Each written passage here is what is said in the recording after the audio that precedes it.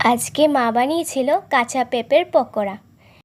প্রথমে একটি পাত্রে সামান্য বেসন নিয়ে তাতে স্বাদ মতো নুন, বিট নুন, কালো জিরে, গোলমরিচ আর সামান্য জল দিয়ে ভালোভাবে মিশিয়ে নিয়ে কাঁচা পেঁপেটাকে হালকা সেদ্ধ করে বেসনে চুবিয়ে নিয়ে অল্প তেলে ভেজে তুলে নিলেই তৈরি এই সুস্বাদু কাঁচা পেঁপের পকোড়া। তোমরা এই কাঁচা পেঁপের পকোড়াটা ভাতের সাথে ট্রাই করতে পারো, খুব সুন্দর লাগে। তোমাদের যদি এই সিম্পল রেসিপিটা ভালো লেগে থাকে তাহলে অবশ্যই একটা লাইক করে দিও। আজকের মতো টাটা, বাই বাই।